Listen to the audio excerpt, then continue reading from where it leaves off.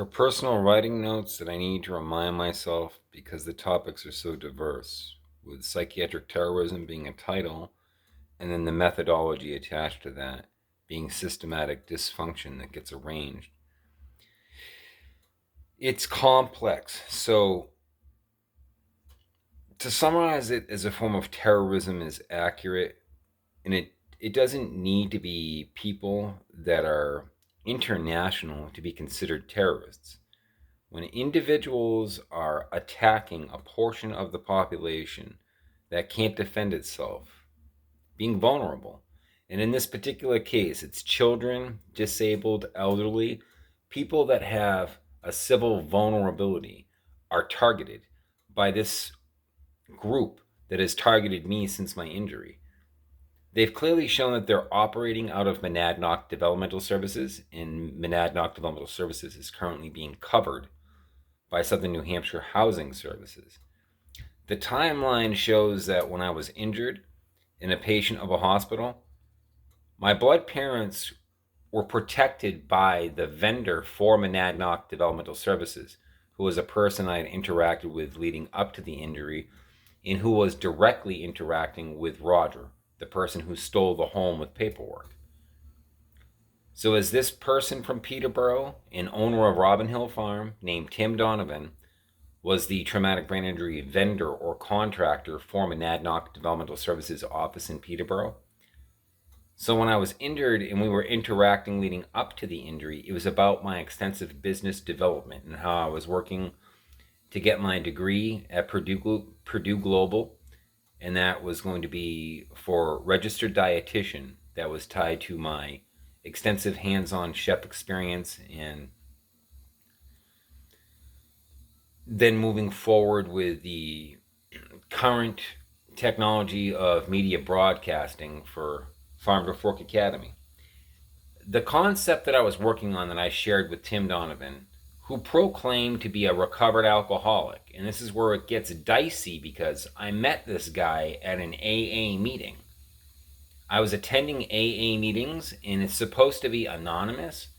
So technically, I'm not supposed to be talking about this person's name, but this person was attending the meetings in Peterborough at the Peterborough Home Group, and I got my house there. So this guy is proclaiming that he's a recovered alcoholic. He introduced himself to the group as, my name is Tim Donovan, I'm a recovered alcoholic. And so I was a bit fascinated because I had been going to AA meetings for years leading up to that, but I was unsuccessful at remaining sober.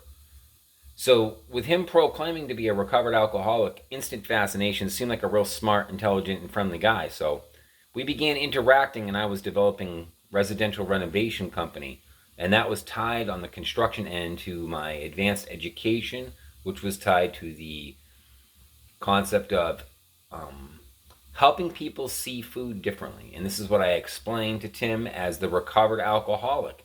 He proclaimed that he was also my sponsor, and what that meant was that he was supposedly guiding me through the process of changing, living self-care so that I could be sober and content while sober. That's the process of sobriety. So with this person getting the trust of everyone around him while already having the trust from the state and a contractor for MDS, the local agency, he specifically knew that by directing my parents to hide the medical info, that they could collectively utilize the miraculous capacity to speak, fool the court, fool the community, and his connections then had WMUR broadcast to fool the whole population. This is all factual. Again, it's like the years I'll never remember, I see what they did to me and my kids for theft. And the frustration today is that no matter how much I show others the truth, they're still stealing from bank accounts Lynn Howard made in my name. Lynn Howard is my blood mother, and she's the person that teamed up with Roger and Tim when I was in a coma and became a conservator, kept it hidden from everyone, and kept making bank accounts in my name to assist Roger and Tim with their extraction of funding from Department of Health and Human Services, the theft of my insurance settlement, and then all through MDS blocking me as a client on paper. They put on paper I'm their client, and they've got all the filings for the Department of Health and Human Services funding. So when I come around and I begin filing for it and asking why it's not being done already, this is where the psychiatric terrorism end of it begins. They're informing me for years that you don't get disability income because you don't qualify. You can talk. All the disability modifications my house needed while I was half paralyzed, I didn't get. But all the funding was released for it, and this is where the theft comes in. The theft of all those resources was done through Monadnock Developmental Services covering Roger and Lynn and Tim. And they stole my insurance settlements because I was operating my own company when injured. They still maintain to this day that I have not received personally a single penny of disability income or traumatic brain injury benefits. But it's all been awarded according to Department of Health and Human Services, which means that people have been filing and getting it all of these years while Monadnock Developmental Services has successfully been misinforming me with the format of psychiatric terrorism that I'm writing about. They're terrorizing people by misinforming them and then misinforming the system around them. So if they find out they're being lied to and they react, it's already set up so that it looks like on paper that they're just breaking down. While at the same time, filings of all of that disability assistance required is being done by them and then hidden and claiming that they're giving all this help and the poor person that's disabled isn't responding. They're trying to help, but it's just not working. The innocent, ignorant psychiatric terrorism to destroy lives for theft of federal funding. It's rather profane. When seeing it in its totality, like the whole picture, it's overwhelmingly grotesque that they're willing to do this. Never mind the fact that they're my blood parents and how awful of humans they actually are. The network that will protect people that are being that volatile to their kids. They're targeting patients of hospitals and then arranging systematic dysfunction so that they remain immune as they destroy the lives of patients of hospitals for theft of federal funding.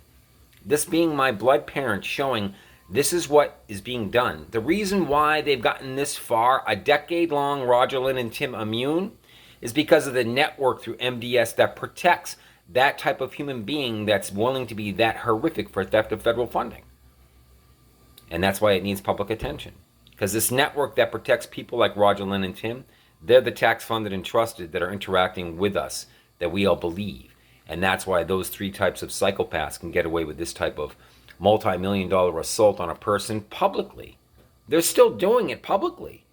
And everyone's still pretending it's not happening. And I've expressed before, I'm past the days of being able to successfully play pretend and be polite about it.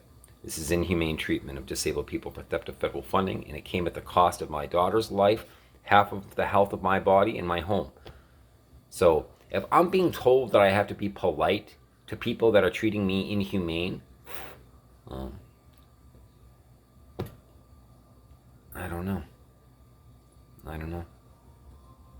I don't think I can do that anymore.